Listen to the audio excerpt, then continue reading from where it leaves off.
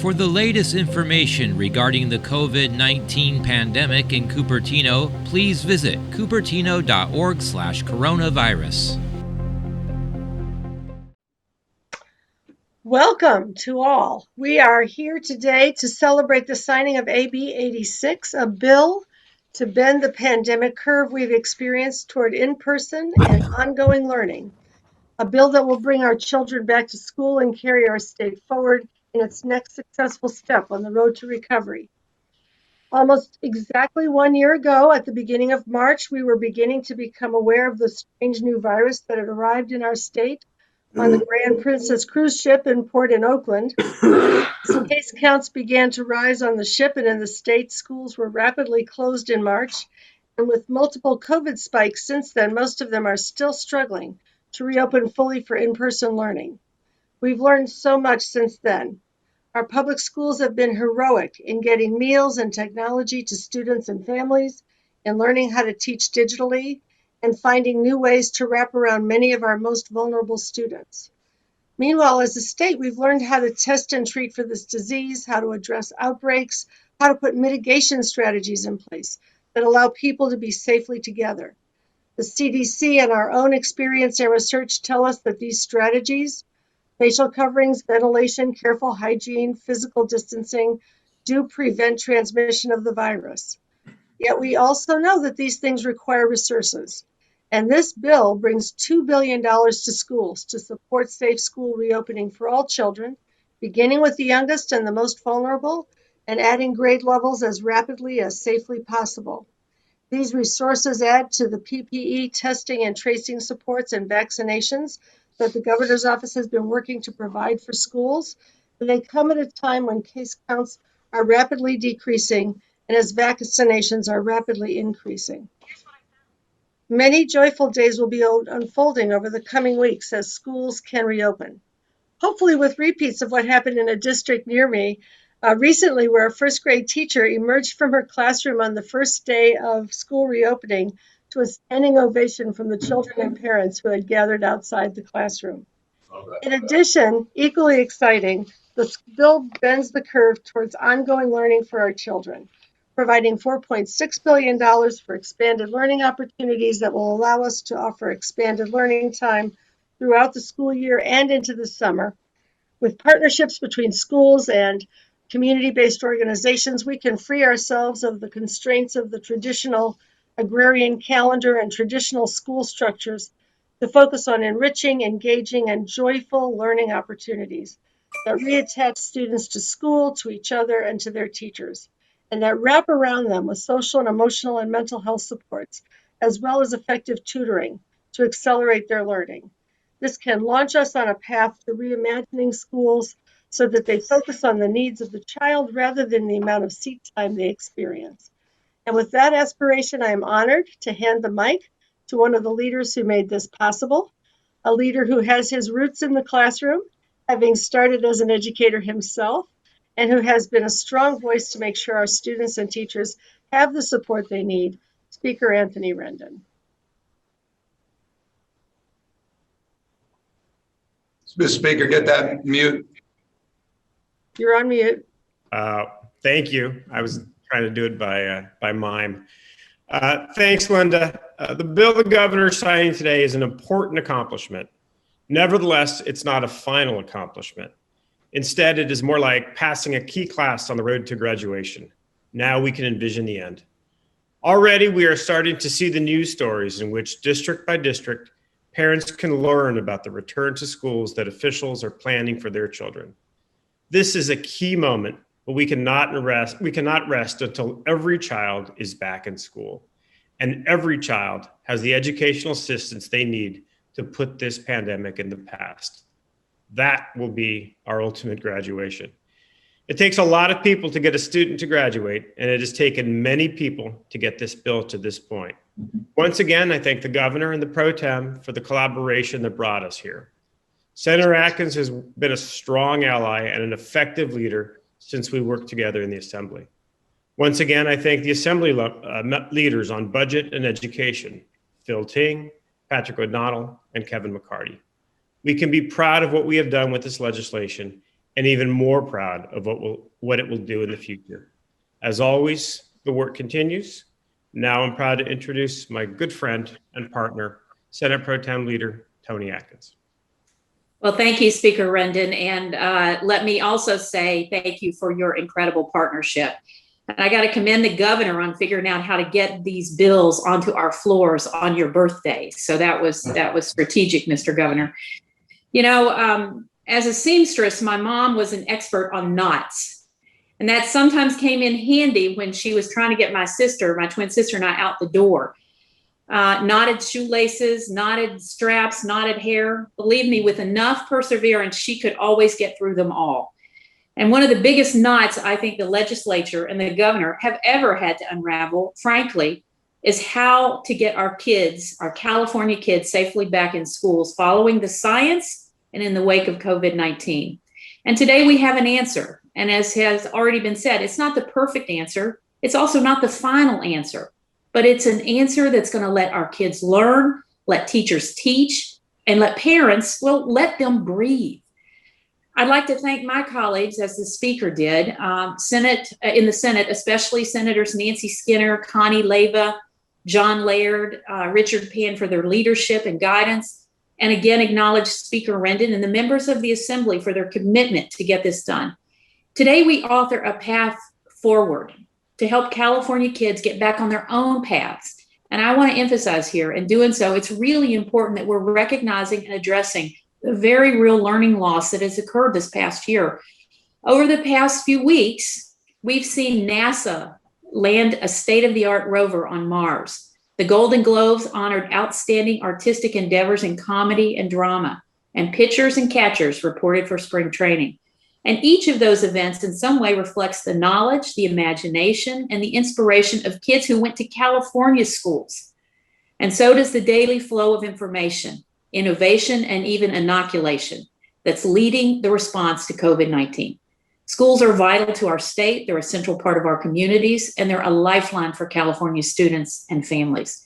So it hasn't been an easy knot to unravel, and there's no easy one-size-fits-all, as we keep telling everyone. But with perseverance and goodwill, we are here. And now we're going to get these kids off to school. And with that, I want to turn it over to one of my Senate colleagues who's been working day and night for weeks and a few months, I might add, Senator Connie Leyva. Thank you, Madam Pro Tem. Good morning. I am thrilled to be here. We know that our children are our future. We know that they're our future leaders. And we know that this past year during the pandemic has been hard on everyone, on teachers, on parents, and certainly on our children. It is undisputed that our children learn best when they're in the classroom. What is disputed is how do we make that happen? How do we do it safely? How do we make sure school districts have what they need, that parents feel comfortable sending their children back? And I think that we have taken the first step in that direction, working with my Senate colleagues, the Assembly, and the governor's office. We offer this bill, which is being signed into law today, as a first step to getting our kids back to school. This, as I said yesterday, this is my first pandemic. And I think it's everyone else's first pandemic. And we're all just trying to figure out how to do this in the best way possible. It won't all be perfect, but I know that everyone involved in this was thinking and coming from a place of their heart and thinking about how do we best help children, parents, and our teachers. So honored to be here. And I now get to turn it over to Assembly Budget Chair, Phil Ting. Phil? Thank you, Senator. Again, it was so great working with everyone. I have two children in San Francisco public schools, and they've been Zooming since last March. And I've seen the effects on them firsthand, whether it is their drop in their desire to learn, their withdrawal, their inability to connect with friends. I mean, we've seen the devastating effects. And that's why, as so many of us, we've really wanted to have pushed this issue so urgently and to move it as fast as possible. We really appreciate the leadership that everyone's shown. And frankly, it is so difficult. We have over 1,000 school districts. We have urban schools, rural schools. Everything that we were doing was trying to assist everyone, but also trying to make sure we didn't slow anybody down. And it's so difficult when you're trying to make something work for LA as well as for Shasta. And so this is really the best that we could do for the entire state, given this amazing pandemic, which hasn't, frankly, impacted everybody equally. And so our school districts haven't been impacted equally. And so, again, to echo my thanks, let me just thank the governor and of course, all our Senate colleagues who really have been just phenomenal. I think a lot of late night phone calls, a lot of weekend conference calls. We even had a conference call meeting before the Super Bowl. So the work was tireless for this effort. Let me also just thank, my Speaker Rendon, as well as Assembly members McCarty and O'Donnell, and a real special thanks to our budget staffer, Aaron Gable, who really, gave up birthday parties and worked weekends, and every hour was spent on making sure that our kids got back to school. So we're going to take this as a first step, and we're going to go home to all our districts and beg all our districts to open up, use this money, and do everything possible. I know I got a big hurdle with my own district in San Francisco, but I'm so excited to be able to offer these resources to open up, as well as to help with the learning loss starting this summer through next year. And with that, I'm going to go turn over to my Senate counterpart, Nancy Skinner. And one fun fact between the two of us, we grew up in the same school district in LA. So I'll turn it over to her and just thank her and the three senators for their incredible work. And thank you so much for your partnership.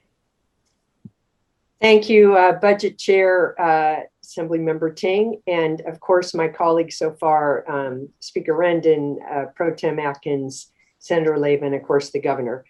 In a pandemic, details matter. COVID is still raging, and as many parents who legitimately want their children back into the classroom as soon as possible, there are many families who legitimately are still afraid, with good reason, to send their children back because of the fear that the family members would be exposed to COVID. And we know that even though we have got caseloads down, there are people still dying, and many people who get this virus have long-term health impacts. So it was essential for us to land on a plan that maximizes safety so that everyone, parents, teachers, staff, our kids, and our communities can feel safe to go back to the classroom. And to do that, our schools need resources. And we did that. That's what this bill does a great job on. And it was also necessary for the plan to be flexible so it could work for each school site, because we know there's many school sites that have windows that don't open, that have no ventilation system or a faulty one, and so many other factors that school has to accommodate in order to be safe. And I want to thank the governor very much for helping our educators and our school staff have that extra reassurance of safety by your setting aside a good amount of supply, 10% of the supply of our vaccines, to get in the arms of our educators. And I just really, really thank you for that. It's not a requirement for getting our kids back in the classroom, but at least it's available for them. So I feel very confident that the resources provided in this bill, in combination with those we anticipate from the federal government, will provide us the sufficient funds for our classrooms to open safely. Now it's up to our educational professionals, from teachers, staff, principals, superintendents, and their school boards, to move expeditiously but cautiously to reopen in the ways that reflect their unique circumstances and the public health needs of their students, staff, and communities. So I'm really happy to be part of this, and thank you all.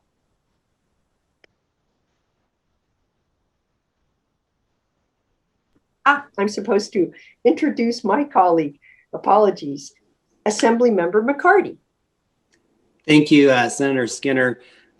Look, it was hard to get here. It was a bit elusive to get to the finish line to put AB 86 together, because it's hard. This isn't easy, as was mentioned earlier.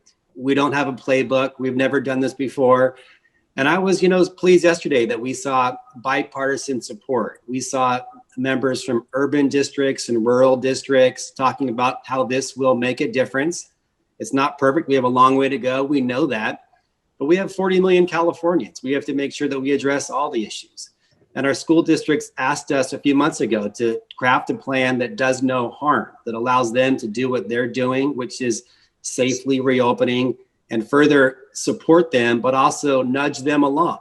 Because as Assemblymember Ting mentioned, who, by the way, was our great leader in pushing this, working with our Senate colleagues. And so thank you, Assemblymember Ting. There are districts that are having a tough time figuring this out. And so what we're doing, stepping up, we're putting a framework in place, giving them the tools, the one-time resources, and what they've asked for, additional vaccines, to make sure they offer it to all teachers, classified workers, school employees, to help them safely reopen. Because I'd like nothing more than to do what I always do, take my kids to school. It was Friday the 13th, almost 1 year ago today, that I literally dropped our kids off. And I had no idea that it would be a year later. And so I know I don't have the most important jobs. We've seen a lot of these, frankly, moms across California being the most valuable players, being the Zoom school teachers and doing their jobs and focusing on their families. But it's time to get some normalcy back. And so I am really ready for that. I'm counting on my school district to step up and do what's right. We know we have some challenges, like in others across the state, who aren't quite there yet, but it's right to do what's right for our kids. But I just want to pivot real quick and say this is not the panacea. In our district, if this happens, we've penciled out that there'll maybe be 12 days that they would go back to school between mid-April and June. And so 12 school days with hybrid learning isn't going to address all the learning loss that we've seen across the state. And as this PACE research has outlined, it is tremendous, especially with our most struggling students, our English language learners, our low-income communities. We need to make sure that we stay at it and address this learning loss, not just this summer, but next year and the following year as well. So this is the first step, and we're going to stay at it. But this is an important step that Californians wanted us to work together. And we did, and we have a bill we're signing today. So I think this is going to be very helpful for our state rebounding from this pandemic. And with that, I'd like to now introduce my counterpart in the Senate, Senator John Laird, who was instrumental in getting us to a final landing spot as well. Senator Laird. Thank you very much, Kevin, and thank you, Governor and Pro Tem Atkins and Speaker Rendon and fellow colleagues. This was a really productive cooperative effort between everybody, and today the schools win. And I have to say, there must be something about staff members and birthdays, because Kimberly Gonzalez of the Senate staff that really supported us in this had a birthday smack in the middle of it. And we are very grateful for the fact that she put this first and really helped us get to the end. When the governor first proposed this, the pandemic was surging. And as we finalized it, we are really on the upswing. And the bill is divided into two parts, and it addresses each of those situations. So there's $2 billion to really incent schools to open, to really give them the confidence to do it. And there's $4.6 billion that really says we will address the learning loss and what our students lost in this period of time in bringing them back to school. In our debate, there was a call for uniform standards, and there is a uniform standard in this bill. It's flexibility, so that the over 1,000 districts in California can open in the way that works for them. And there was pressure on us to legislate public health guidance. We didn't. With the vaccines, we followed the CDC. They said that teacher and school employee vaccinations are recommended, but not mandated. And we did that. And so not everybody got what they wanted, but people mostly got what they asked for. And we made this workable. And in the Senate, it was unanimous in the committee and on the floor, which is a tribute to that. So I'm really pleased that we got to this today. I think it's really going to help our schools reopen. And it's a tribute to everybody that's on this call. So let me turn it over next to somebody that was really helpful in this whole process, the Superintendent of Public Instruction, Toni Thurmond. Senator Laird, good morning, everyone. Today I'm joining you from the California School for the Deaf in Riverside, Go Cubs. This is one of the 3 schools that the California Department of Education oversees directly. And like all of the 10,000 schools in our state, we are working with our school to also figure out how to open in a timeline that is very similar to what is laid out by the bill that's being signed today. In our case, because we have students who live at the school and then go home on weekends, a big thrust of what we need to do is provide rapid COVID tests so that our schools can have an awareness on a daily basis of what the risk for any COVID transmission might be and for any infection rates. And so it is with that that I say to you that I believe that this bill may in fact be one of the most important bill signings that we will see in the entire legislative cycle this year. And so I'm grateful on behalf of this school and our other two schools, the California School for the Deaf in Fremont and the California School for the Blind in Fremont, that we have the resources laid out in this bill. I'm thankful to the governor, to our legislative leaders, the State Board of Education, the California Department of Public Health, and of course, my team at the California Department of Education for all the work that everyone has done together to get us to this point. This bill lays out a path for helping our schools to be able to reopen with one of the most important things they need, access to vaccines that are set aside and established for educators, funds and resources for COVID testing and important supplies to help keep our schools and our staff and students safe.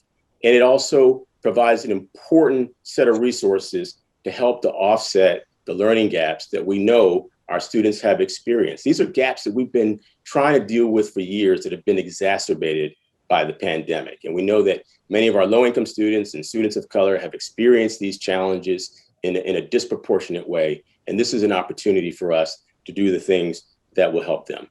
We have a lot of work to do still. In many places in our state, while we're seeing numbers go down, we still know that there's still high risk for many communities, in particular communities of color, in particular communities where people have underlying health conditions, and in places where it's just tough to get access to resources. It's not anybody's fault, but there are places in the state where it's hard to get access to vaccines, where it's hard to get access to COVID tests. And so we have a lot of work ahead of us. So as we move forward, let us turn our attention to how we show schools how to do this. As you heard from, maybe it was Assemblymember McCarty, there's no playbook for having done this because this hasn't been done before. And so our office and all those who are on this Zoom will all be working together to show our schools how to access COVID testing and how to put those protocols in place. And of course, the things that they need to do to offset learning gaps, planning for summer school, planning for a longer school day, how to use tutors and professional development to support our educators in supporting our students in closing those equity gaps that many of our students have faced. And so I'm thankful to all the stakeholders who are here today. I'm thankful to our governor who's leaned all the way in on how to help our schools get the resources they need to open, how to open our businesses and our communities, and to use creative resources like Medicaid to make sure that we have additional dollars to pay for COVID testing. And so with that, it is a pleasure to turn this over to our 40th governor, Governor Gavin Newsom. Thank you, Mr. Superintendent. Thank you all very much. I'll try to be as brief as I can be, but mindful of the importance of just acknowledging and thanking each and every one of you for not just your stewardship, but your leadership through this process. And I recognize, we all recognize how stubborn and challenging this process has been over the last 60 plus days, up to the last year, as we've worked through these issues. And I think Senator Laird was right. It's remarkable to just think back where we were just a few months ago as it relates to the last surge, that winter surge in this pandemic, to where we are today, 2.1% positivity rate, where we are today, having just surpassed today 10 million vaccines administered, more than all but 5 nations in the world, to be where we are today, a week or so away, or less than a week away, with many more counties moving into less restrictive tiers. This is the right time to sign this bill. This is the right time to safely reopen for in-person instruction our schools, focusing on those cohorts that are most impacted by this pandemic, most impacted by the challenges associated with distance learning, K through 2, 3 to 6 cohorts that include our most vulnerable at-risk youth, our homeless foster youth, those as English as second language learners, folks with individual intellectual disabilities, not just physical disabilities, and building confidence as we build the cadence not only of testing, but of cohorting to ultimately see this scale. And so I have great confidence, great expectation that we'll see that happening and taking shape all across state because of each and every one of you that stubbornly kept at this, didn't walk away, and moved this bill forward in a bipartisan way. I think that's just something that needs to be repeated. Overwhelming support from both political parties in this state and from, as Assemblymember Ting said, people that represent districts that are completely different from other members' districts in this state. And so when you look at 58 counties, 1,000 plus school districts, this truly is a challenge at scale that no other state in the country is faced with. And so again, just applaud each and every one of you, particularly the speaker and the pro tem. I just personally want to express my gratitude to both of you. We've had the opportunity to meet on a consistent basis over the course of the last many weeks. And that commitment, that resolve, not the passing interest, the commitment and resolve to get to this moment was demonstrable in all of those interactions and all the hard work that the two of you did. And I just personally want to extend that gratitude to both of you because we wouldn't be here without you. And so to everybody watching, we're also mindful we're doing this virtually despite signing a bill about in-person instruction. Just want to make that obvious point. It's not lost on me. But as you see, we are in many different parts of the state. We don't want to delay this any further. And so let me not delay this any further. But I do, before I pull this bill and sign it, want to acknowledge Linda Darling-Hammond and her team and Brooks for their hard work. I want to acknowledge Ben Cheetah, Ana Montesantos, so many members of my staff that worked long and hard on this, to all of the advocates representing myriad of different interests in our school system. I want to thank each and every one of them. And I just want to be mindful, and I think some of our McCarty made this point. This is a big day for working women. This is a big day for women, and disproportionately, and I say that mindful of my own mother, who was raising two kids on her own, 21, 22 years old, I think about her. I think about all of the working moms out there that ultimately have a disproportionate responsibility. That's not right. We're trying to fix that and balance the responsibility in the households, but we know that to be the case. And so this is an important day for women across this state. And I want to thank all of you for bringing that up and bringing that to light. And I know that was part of the discussion throughout as well. And also this is a predicate to safely reopening our economy as well. And so thank you to each and every one of you. And with that, let's just get this thing signed and let's get these $6.6 billion. We didn't wait for the federal government. We're moving forward. We're going to get the benefit of the federal government's additional support coming soon. We're exceeding expectations on the signups. We're going to give you those numbers in terms of the prioritization of our educators broadly defined, not just teachers, but counselors, providing opportunities for bus drivers and cafeteria workers, as well as custodial staff. And we're seeing them sign up, and that's really encouraging. So I'm here in the spirit of not just gratitude, but optimism. That this bill is going to really accelerate openings all across the state. And with that,